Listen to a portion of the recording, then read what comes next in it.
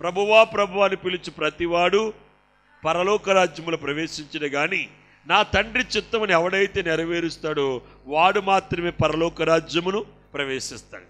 ఇంకో మాట చెప్పాడు, ఈ మాటలు విని వాటి చొప్పున చేయి ప్రతివాడు బండ మీద ఇల్లు కట్టుకున్న బుద్ధిమంతుని పోలి ఉన్నాడు. ఈ మాటలు విని దాన్ని చొప్పున చేయవాడు అంటే దేవుని యొక్క ఆజ్ఞలను గైకొని కట్టలను గైకొని వాటి ప్రకారం జీవించేవాడు ఎలాగున్నాడు? బండ మీద ఇల్లు కట్టుకున్న బుద్ధివంతుని పోలి ఉన్నాడు. ఏదా బండ అంటే క్రీస్తు అనేటువంటి బండ. క్రీస్తు అనే బండ మీద మనం గృహాన్ని కట్టుకోవాలి. క్రీస్తు అనే బండ మీద మనం నివాసం ఏర్పాటు చేసుకోవాలి. ఈ లోకములో భవంతులు లేకపోయినా ఆస్తులు లేకపోయినా అన్న వస్త్రాలకు కొదువుగా ఉన్నా సరే పరలోకములో మనం ఏం సంపాదించుకోవాలండి? ఒక స్థిరమైనటువంటి నివాసాన్ని మనం సంపాదించుకోవాలి. అక్కడ నివాసమును సంపాదించుకోవాలంటే ఏదో దేవుని సన్నిధికి వచ్చి కొంత సమయం గడపటం కాదు, దేవుని యొక్క వాక్యం చదవటం కాదు, వాక్యం వినటం కాదు. ఆ వాక్యము ఏదైతే మనం వింటున్నామో, ఏదైతే చదువుతున్నామో, ఏదైతే ప్రకటిస్తున్నామో ఆ వాక్యానుసారమైనటువంటి జీవితం మనకి అవసరమే ఉంది. కనుక ప్రియమైనటువంటి వారలారా, మనము దేవుణ్ణి ప్రేమించిన ఎడల దేవుని యొక్క ఆజ్ఞలు మనం ఏం చేస్తాం? గైకొంటాం. 15వ వాక్యం కూడా చదవండి. యోహాను సువార్త 14వ అధ్యాయము. మీరు నన్ను ప్రేమించిన ఎడల నా ఆజ్ఞలను గైకొందురు. గమనించని ప్రియమైనటువంటి, మీరు నన్ను ప్రేమిస్తే నా ఆజ్ఞలను గైకొంటారు. దేవుని యొక్క ఆజ్ఞలను గైకొని వాడు ఎలాగుంటాడో తెలుసండి? దేవుణ్ణి విడిచిపెట్టడండి, వాక్యమును విడిచిపెట్టడు, వాక్యానుసారమైనటువంటి జీవితాన్ని జీవిస్తాడు. ఎప్పుడైతే అలా మనం జీవించామో మనకు కావలసింది మనం అడగక్కర్లేదటండి. నాయన నాకు ఇది కావాలి, అది కావాలి, ఇది చెయ్యి, అది చేయని దేవుణ్ణి అడగక్కర్లేదటండి. ఎందుకంటే మన తండ్రి ఎలాంటి వాడంటే అడగక ముందే మన అవసరాలను ఎరిగిన దేవుడండి. అడగక ముందే అవసరాలు ఎరిగినటువంటి వాడు. కనుక కాలము సమయము పరిపూర్ణమైనప్పుడు మనం అడగకపోయినా మనకు కావలసిన దేవుడు మనకి అనుగ్రహిస్తాడు. అయితే సమయములు కాలములు దేవుని యొక్క స్వాధీనంలో ఉన్నాయి. మనం చేయవలసిందల్లా ఏంటంటే ఆయన ఆజ్ఞలను గైకొని వాటిని మనం అనుసరించి నడుచుకొనవలసిన వారమై ఉన్నాం. చూడండి, బైబిల్ గ్రంథములు 1 యోహాను 4:15 యేసు దేవుని కుమారుడని ఎవడు ఒప్పుకొనునో వానిలో దేవుడు నిలిచి ఉండును. దేవునికి స్తోత్రం. ఎవడు దేవుణ్ణి ప్రేమిస్తాడు, ఎవడు దేవుని యొక్క ఆజ్ఞలను గైకుంటాడు వాడు యేసు క్రీస్తు దేవుడని ఒప్పుకున్నట్టు. ఎవడు యేసు క్రీస్తుని దేవుడని ఒప్పుకుంటాడో వానిలో దేవుడు నిలిచి ఉంటాడు. దేవునికి స్తోత్రం కలుగును గాక. హల్లెలూయా, హల్లెలూయా చెప్తామా? అందరు గట్టిగా చెప్పండి. దేవుడు నీలో నిలిచి ఉండాలంటే, దేవుడు నీలో నిలిచి ఉండాలంటే నీవు దేవుణ్ణి ఏం చేయాలి? ప్రేమించవలసిన వాడువు, ప్రేమించవలసిన దానివై ఉన్నావు. ఇదే విషయం కీర్తనకారుడు చెప్తున్నాడు. 91వ కీర్తన 1వ వచనంలో, మహోన్నతుని చాటున నివసించువాడే సర్వశక్తిని నేను విశ్రమించువాడు. ఎవడు క్రీస్తులో నిలిచి ఉంటాడు, క్రీస్తులో ఎవడైతే నిలిచి ఉంటాడో వాడు సర్వశక్తిని యొక్క నీడని ఏం చేస్తాడండి? విశ్రమిస్తాడు. ఇక్కడ మహోన్నతుడు అనగా ఎవరండి? ఆయనే. సర్వశక్తుడు అనగా ఆయనే. మహోన్నతుడు అనగా ఆయనే, సర్వశక్తుడు అనగా ఆయనే, తండ్రి అనగా ఆయనే, కుమారుడు అనగా ఆయనే, యెహోవా అనగా ఆయనే, యేసు అనగా ఆయనే, పరిశుద్ధాత్ముడు అనగా ఆయనే. ఆయన విభజింపబడి లేడండి, ఆయన ఒక్కడై ఉన్నాడు. దేవునికి స్తోత్రం.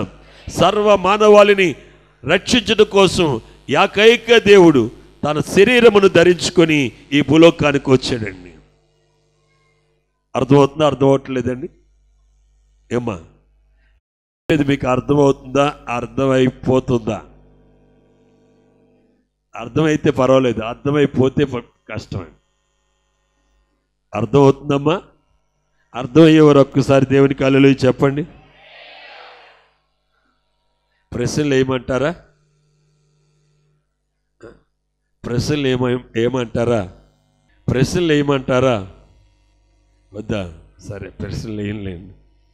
దేవునికి స్తోత్రం. హల్లెలూయా. ప్రియమైనటువంటి వారరా, ఇక్కడ మనం చూసినట్లయితే ఎవడు మహోన్నతిని చాటును నివసిస్తాడో వాడే సర్వశక్తిని నేను విశ్రమిస్తాడు. ప్రియమైనటువంటి వారరా, ప్రభు ఎవని యందు నిలిచి ఉంటాడు, ఎవని యందు ప్రభు నిలిచి ఉంటాడు వాడు సర్వశక్తిని పొందుకుంటాడండి.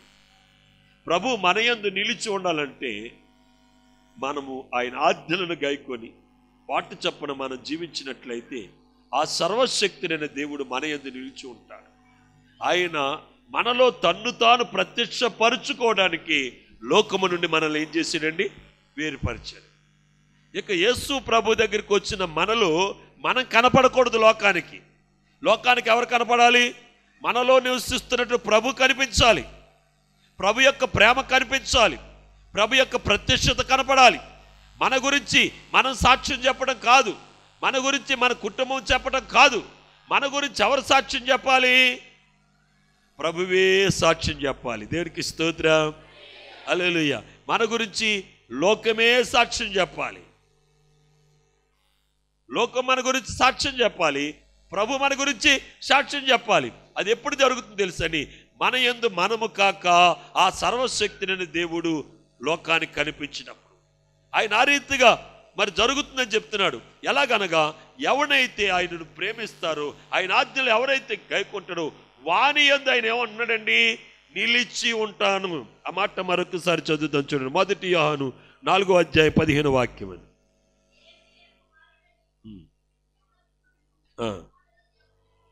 వానిలో దేవుడు నిలిచి ఉన్నాడు, వాడు దేవుని యందు ఉన్నాడు, దేవుడు వానిలో నిలిచి ఉన్నాడు. వాడు కూడా ఎవరి సంబంధిగా ఉన్నాడు? దేవుని సంబంధిగా ఉన్నాడు. ఈ లోకములో మనము దేవుని సంబంధులుగా ఉంటే తప్ప దేవుని యొక్క రాజ్యములో మనము ప్రవేశించలేము. దేవునికి సంబంధించిన వ్యక్తులుగా ఈ లోకంలో మనం జీవించాలి. అనగా మన చిత్తము, మన ఆలోచన, మన ఉద్దేశాలు మనం సఫలపరచుకోవటం కాదు, కానీ సర్వశక్తిని దేవుని యొక్క చిత్తం ఏదో గ్రహించి ఆ చిత్తానుసారంగా మనం నడుచుకోవాలి. ఇదే విషయము ప్రభు అయినటువంటి యేసుక్రీస్తు చెప్తున్నాడు. మీలో ఎవడైనను దైవ భక్తుడై ఉండగోరిన ఎడలా వాడు దేవుని చిత్తమును నెరవేర్చాలి. మన భక్తులమని చెప్పుకోవటం కాదండి. నిజమైనటువంటి భక్తుడు ఏం చేస్తాడంటే దేవుని యొక్క చిత్తాన్ని, దేవుని యొక్క ఉద్దేశమును, దేవుని యొక్క ఆలోచనను అతడు తన యందు జరిగిస్తాడండి. యేసుక్రీస్తు ఈ లోకంలోకి వచ్చి తన యొక్క చిత్తాన్ని, తన యొక్క జీవితాన్ని తను ప్రేమించలేదండి. తండ్రిని ప్రేమించి తండ్రి కొరకు తను జీవించి తన్ను తాను ఏం చేసుకున్నాడు తెలుసండి? నలగగొట్టుకున్నాడు. మనం కూడా దైవ చిత్తాన్ని నెరవేర్చడం కోసం దేవుని సన్నిధిలో మనల్ని మనం ఏం చేసుకోవాలి? నలగగొట్టుకోవాలి. పౌలు కూడా ఇదే విషయం చెప్తున్నాడు. మీకు బోధించి నేను భ్రష్టుని అయిపోతానేమని నా శరీరం ఏం చేస్తున్నాను అన్నాడు? నలుగుగొట్టుకుంటున్నాను అన్నాడు. ఎక్కడ దేవుని యొక్క ఆజ్ఞలను, దేవుని యొక్క చిత్తాన్ని శరీరము నెరవేర్చదని శరీరాన్ని ఏం చేస్తున్నాడండి? నలుగగొట్టుకుంటున్నాను అంటాడండి. మన మాట శరీరం వినకపోతే శరీరానికి మాట వినేటట్లు చేసుకోవచ్చు తెలుసండి.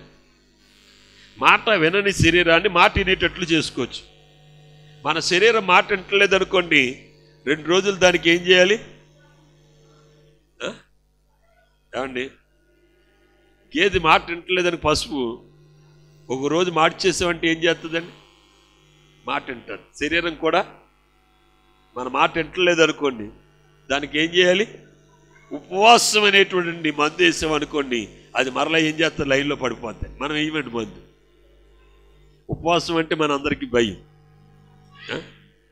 ఉపవాస ప్రార్థనలు పెట్టామంటే ఏం చేస్తారు? ఉపవాస ప్రార్థనలు పెట్టి ఏం చేస్తారండి? శుక్రవారం ఉపవాస ప్రార్థన ఎంతమంది వస్తున్నారు? 300-400 మంది ఉన్న సంఘం కనీసం 20-25 మంది కూడా శుక్రవారం ఉపవాస ప్రార్థనలు ఉండట్లేదండి. వారంలో 1 రోజు మనం ఉపవాసం ఉండి మనం ప్రార్థన చేయాలి. అప్పుడు మన కుటుంబం, మన పిల్లలు ఏమవుతారండి? ఆశీర్వదింపబడతారు. అలాగే మనం లేఖనంలో మనం చూసినట్లయితే రోమిలికి రాసిన పత్రికలు అపోస్తలుడైన పౌలు ఈ రీతిగా చెప్తున్నారు. రోమిలికి రాసిన పత్రిక 8వ అధ్యాయము 9వ వాక్యము. దేవుని ఆత్మ, రోమిలికి రాసిన పత్రిక 8వ అధ్యాయము 9వ వాక్యము. దేవుని ఆత్మ మీలో నివసించిన యెడల మీరు ఆత్మ స్వభావము గలవారే కానీ శరీర స్వభావము గలవారు కాదు. ఎవడైనను క్రీస్తు ఆత్మ లేనివాడైతే వాడు ఆయన వాడు కాదు. దేవుడు మనలో నివసించాలి. దేవుని ఆత్మ మనలో నివసించాలి. దేవుని ఆత్మ మనలో ఎప్పుడు నివసిస్తుందంటే దేవుని యొక్క ఆజ్ఞలను మనం గైకొన్నప్పుడు, ఆయనను మనం ప్రేమించినప్పుడు దేవుని యొక్క ఆత్మ మనలో నివసిస్తుంది. దేవుని ఆత్మ మనలో నివసించకపోతే మనము దేవునికి సంబంధించిన వ్యక్తులము కాదు. అర్థమవుతుందమ్మా? మీలో దేవుని యొక్క ఆత్మ నివసిస్తుందా? చాలామంది చెప్తారు అప్పుడెప్పుడు ఆత్మను పొందానండి అంట. అప్పుడెప్పుడు ఆత్మను పొందటం కాదు, ఇప్పుడు నీలో ఆత్మ ఉన్నదా? అప్పుడెప్పుడు ఆత్మ నీలో ఉండటం, నువ్వు ఆత్మలో ఉండటం కాదు. ఈరోజు ఆత్మ నీలో ఉందా? ఈ సమయమందు ఆత్మ నీలో నివసిస్తుందా? అయ్యా, నివసించకపోవడానికి గల కారణం ఏమిటంటే నువ్వు దేవుని యొక్క చిత్తాన్ని ఏం చేయట్లేదు, నెరవేర్చట్లేదు. దేవుని చిత్తాన్ని నువ్వు నెరవేర్చకపోతే దేవుని ఆత్మ నిన్ను విడిచిపెడుతుంది. దేవుని ఆత్మ నిన్ను విడిచిపెట్టిందంటే నీలోకి ఎవరు వస్తారు చెప్పండి అమ్మా? సౌలుని దేవుని ఆత్మ విడిచిపెట్టినప్పుడు ఏమొచ్చింది? మరి దేవుని ఆత్మ మనల్ని విడిచిపెట్టిందంటే మనలోకి ఎవరు వస్తారండి? దురాత్మ వస్తుంది, అపవాది మనలోకి వస్తుంది. అపవాది మనలోకి రాకుండా దేవుని ఆత్మ మనలో నిలిచి ఉండాలంటే మనము దేవుని యొక్క చిత్తాన్ని మనం ఏం చేయాలండి? నెరవేర్చాలి. అదే విషయం ఇక్కడ చెప్తూ ఉన్నాడండి. దేవుని ఆత్మ మీలో నివసించిన ఎడల మీరు ఆత్మ స్వభావము గలవారే కానీ శరీర స్వభావము గలవారు కాదు. ఎవడైనను క్రీస్తు ఆత్మ లేనివాడైతే అతడు నాకు సంబంధించిన వాడు కాదు. ప్రియమైనటువంటి వారు, దేవుని ఆత్మ మనలో నివసించాలంటే మనం ఏం చేయాలో తెలుసండి. ఆయనను మనం ప్రేమించాలి, ఆయన యొక్క మాటలను మనము గైకొనాలి. ఎప్పుడైతే వాటిని గైకొంటామో వానిలో దేవుడు నిలిచి ఉన్నాడు. దేవుని యొక్క ఆజ్ఞలను, దేవుని యొక్క విధులను, కట్టడలను ఎవడైతే అనుసరించి నడుచుకుంటాడో వానిలో దేవుడు నిలిచి ఉన్నాడు. ప్రియ దైవ జనాంగమా, నీలో ప్రభు నిలిచి ఉండకపోవడానికి గల కారణం ఏమిటంటే దేవుని యొక్క ఆజ్ఞలను, కట్టడలను, విధులను అనుసరించి నడవట్లేదు. ఈరోజు ఒక ప్రత్యేకమైన తీర్మానం దేవుని సన్నిధులను చేసుకో. ఆ తీర్మానం ఏమిటంటే, దేవా నీ చిత్తానుసారంగా నేను జీవిస్తాను, నీ సన్నిధిని నేను విడిచిపెట్టను, నీ మందిరాన్ని నేను విడిచిపెట్టను, నీ సన్నిధిలోనే ఓ సజీవమైనటువంటి రాయిగా నేను ఉంటాను అని ఒక ప్రత్యేకమైన నువ్వు తీర్మానం చేసుకో. దేవుడు మరలా పడిపోయిన నీ ప్రాకారమును, శిథిలమైపోయిన నీ కోటను తిరిగి నిర్మించి, తిరిగి పునరావాసము దేవుడు నీకు కలుగజేసి నిన్ను మరలా ఆయన యొక్క ఆత్మలో స్థిరపరుస్తాడు. ఎందుకనగా రోజులు, సమయము సంకుచితమైపోతుంది. ఈ రోజు నీది, ఈ సమయం నీది, ఈ గడియ నీది, మరొక గడియ నీదో కాదో నీకు తెలియదు. ఆయన రాకడ తెలియదు, నీ పోకడ తెలియదు. అయ్యో నేను చాలా బలంగా ఉన్నాను, నేను చాలా శక్తివంతుని, నేను చాలా చిన్న వయసు గలవాడును, నాకంటే పెద్దవారు ఇంకా మరణించలేదు, నన్ను మరణం ఎప్పుడు తాకుతుందా, తాకడానికి ఇంకా టైం ఉన్నదని నువ్వు అనుకున్న లోపలనే మరణము నిన్ను ఆవరిస్తుంది. కనుక నువ్వు మరణించక ముందు, సమయము తీసివేయబడక ముందు, సమయం ఉండగానే సృష్టికర్తను స్మరించుకుంటూ నిన్ను నీవు సరి చేసుకో. నువ్వు నీ ఇష్టాన్ని నెరవేర్చడానికి లోకము నుండి నువ్వు వేరుపరచబడలేదు, లోకము నుండి నువ్వు ప్రత్యేకపరచబడలేదు. నువ్వెందుకు ప్రత్యేకపరచబడ్డావు అంటే దైవ చిత్తమును నెరవేర్చడానికి లోకము నుండి నువ్వు ప్రత్యేకపరచబడ్డావు.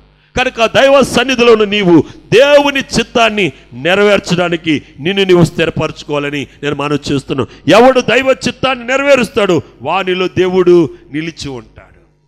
ఎవనిలో దేవుడు నిలిచి ఉన్నాడు వాడు దేవునికి సంబంధించిన వాడు. ఎవడిలో దేవుడు నిలిచి లేడు వాడు దేవునికి సంబంధము లేనటువంటి వాడు. నువ్వు దేవుని సన్నిధిలోనే ఉండొచ్చు, దేవుని వాక్యాన్ని చదువుతూ ఉండొచ్చు, చక్కగా నువ్వు పాటలు పాడుతూ ఉండొచ్చు, చక్కగా వాయిద్యాలు వాయిస్తూ ఉండొచ్చు, చక్కగా వాక్యం చెప్తూ ఉండొచ్చు. కానీ దేవుని చిత్తాన్ని నువ్వు నెరవేర్చకపోతే దేవుని ఆత్మ నీలో ఉండదు. ఆత్మ నీలో ఉండకపోతే నువ్వు దేవునికి సంబంధించిన వ్యక్తి కాదు. దేవుడు మరొక తరం నీకు సమయం ఇస్తున్నాడు, మరొక తరం నీతో మాట్లాడుతున్నాడు. ఆయన ఆత్మ నీలో నివసించకపోతే, దేవుడు నీలో నివసించకపోతే ఇప్పుడే ఆయన నీలో నివసించడానికి నేను ప్రేమతో పిలుస్తున్నాడు. ఇదిగో ఇదిగో నేను తలుపు నద్ద నుండి తట్టుచున్నాను. చూడండి, పరిశుద్ధ గ్రంథము నుండి ప్రకటన గ్రంథము 3వ అధ్యాయం 22వ వచనం. ఇదిగో నేను తలుపు నద్ద నుండి నిలుచుండి తట్టుచున్నాను. ఎవడైనను నా స్వరము విని తలుపు తీసిన యెడల నేను అతని యొద్దకు వచ్చి అతనితో నేను నాతో కూడా అతడు భోజనము చేయుదము. దేవునికి స్తోత్రం.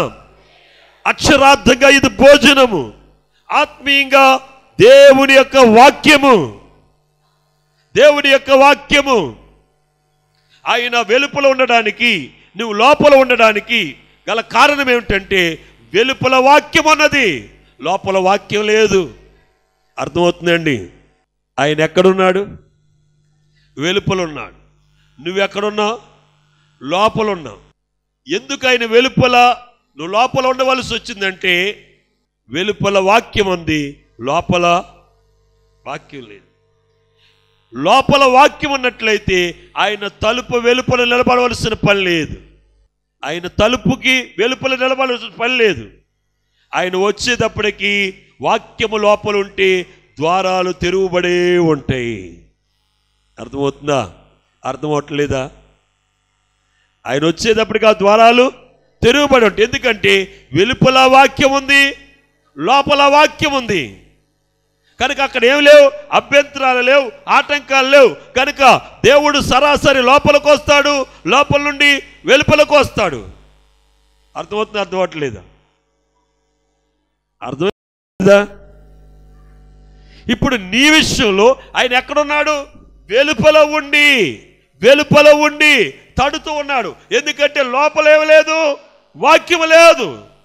వాక్యమును అందించడానికి, నీతో ఆయన మాట్లాడడానికి, నీతో ఆయన నివసించడానికి, నీకు తను కనపరుచుకోవడానికి ఆయన తలుపు వెలుపల నుండి ఆయన నిన్ను పిలుస్తున్నాడు. ఏమని పిలుస్తున్నాడంటే, ప్రయాసపడి భారం మోస్తున్నా నా యొద్దకు రండి, నేను మీకు. ఆయన వెలుపల ఉండి నీ భారాన్ని, నీ శాపాన్ని నేనంతా పోగొడతాను, తలుపు తీ అమ్మా అని పిలుస్తున్నాడు. నీవు ఆయన స్వరము విని, అర్థమవుతుందా? ఈ అభ్యంతరం, ఆటంకం ఉన్న చూడండి, ఇది ఆయన స్వరము నీకు వినపడనివ్వకుండా చేస్తుంది. మనకు దేవునికి ఏదైనా అభ్యంతరం ఉందనుకోండి, ఆయన స్వరం ఏంటంటే మనకు వినపడదు, మన స్వరం ఆయనకి వినపడదు. కనుక ప్రియమైనటువంటి వాళ్ళరా, ఎప్పుడైతే మనలో వాక్యం లేదో, ఎప్పుడైతే మనలో ఆ యొక్క దైవ చిత్తానుసారమైనటువంటి స్థితి లేదో, అప్పుడు దేవుని స్వరాన్ని మనం వినలేము. అప్పుడు ఎక్కువగా మనం ఏం చేయవలసి వస్తుందండి? ప్రార్థన చేయవలసి ఉంటుంది, ఎక్కువగా మనం కోరుకోవలసి ఉంటుంది, ఎక్కువగా విడుదల కొరకు మనం ఎదురు చూడవలసి ఉంటుంది.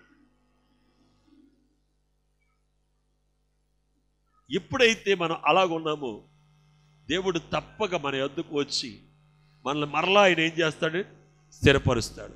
కనుక ప్రియమైనటువంటి వారు, మన రోజు ప్రార్థనలో నాయన నీ స్వరము వినే భాగ్యము నాకు దయచేయమని ఆయన కోరుకోవాలి. రక్షింపనేరకుండల యెహోవా హస్తము కురుచకాలేదు, విననేరకుండ చెవులు మందగలలేదు. కానీ ఆయన స్వరం మనం వినలేకపోతున్నాం.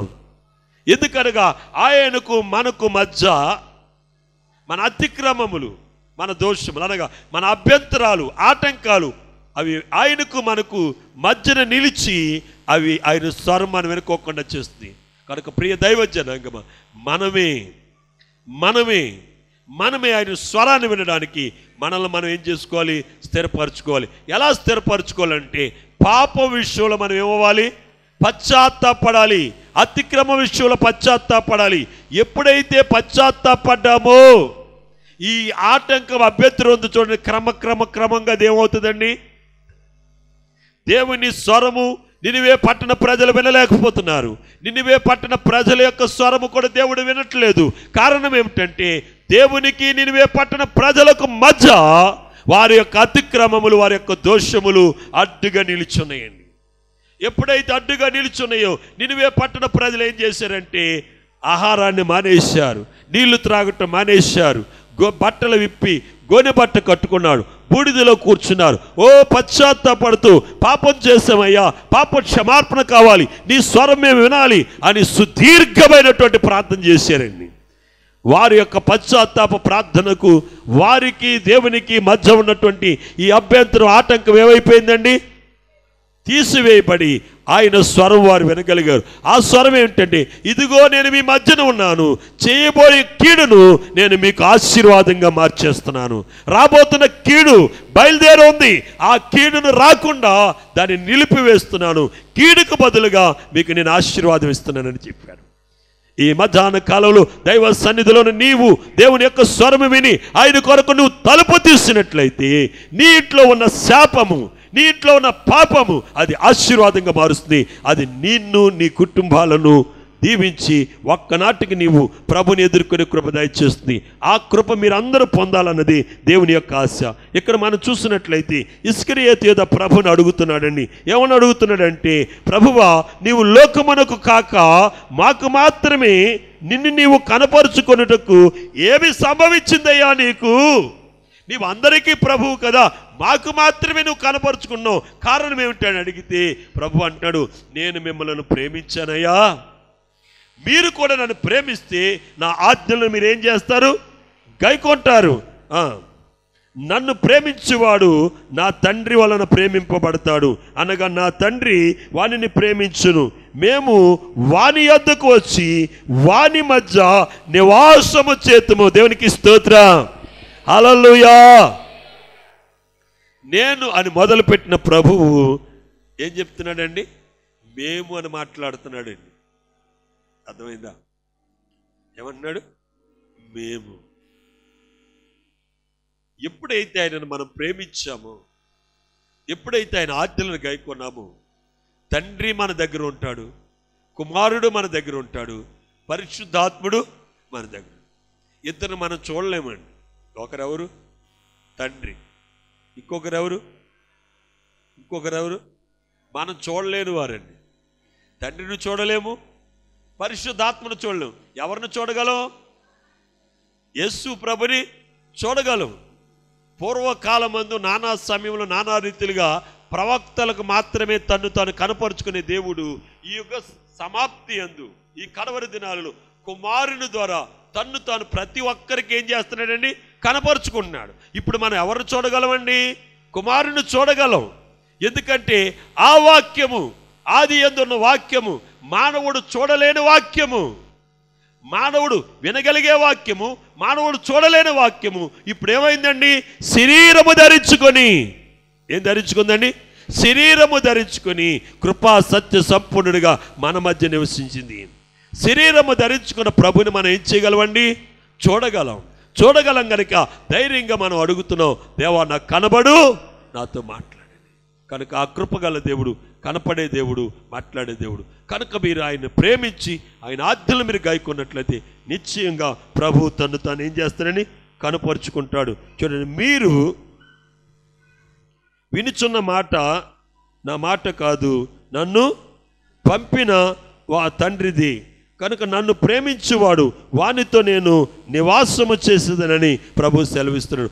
ఎవడు దేవుణ్ణి ప్రేమించి ఆయన ఆజ్ఞలను అనుసరించి ఎవరైతే నడుచుకుంటాడో వానితో ఆయన ఏం చేస్తానన్నాడు? నివాసం ఉంటానన్నాడు. ప్రభు మనతో నివాసం ఉండటం, మనం ఆయనతో కలిసి ఉండటం ఎంత భాగ్యం అండి, ఎంత సంతోషకరమైన విషయం. కనుక ఆయన మనతో, మనం ఆయనతో కలిసి ఉండేటట్లుగా మనమందరము కూడా ఆయన చిత్తానికి లోబడి ఆయనకు విధేయత కలిగి మనం జీవిద్దాం. అట్టి కృప పరిశుద్ధ ఆత్మదేవుడు వినుచున్న మనందరికీ దయచేయునుగాక. ఆమేన్. ప్రార్థన చేసుకుందాం. అందరూ కూడా మోకరించండి, ప్రభు వైపు చూడండి, యేసయ్యను చూడండి, యేసయ్యను మాత్రమే చూడండి. హల్లెలూయా, హల్లెలూయా, స్తోత్రం. పరిశుద్ధుడు అయిన తండ్రి, ప్రేమాస్వరూపుడమైన మా యేసు ప్రభువా, నిన్ను నా హృదయముతో నిన్ను స్తుతిస్తున్నాం. ఇప్పటి వరకు ఎంతో శ్రేష్టమైన గంభీరమైనటువంటి వాక్య వర్తమానం మీరు అందించారు. విత్తబడిన నీ మాటలను ప్రతి ఒక్కరిలో ఫలింపజేసి మంచి నేలను పడ్డ విత్తనం ఒకటి 30 దంతలుగా, ఒకటి 60 దంతలు, ఒకటి 100 దంతలుగా ఎలాగైతే ఫలించింది అలా మీరు ఫలింపజేసి నీ రాకడకు మమ్మల్ని అందరూ కూడా మీరు సిద్ధపరచింది. ఈరోజు రాని బిడ్డలు కూడా నీ చిత్తమైతే ఇప్పుడైనా మీరు నడిపించండి.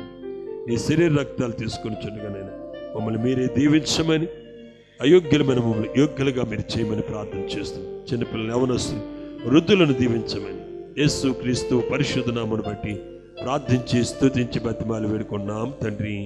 ఆమేన్. ఆమేన్.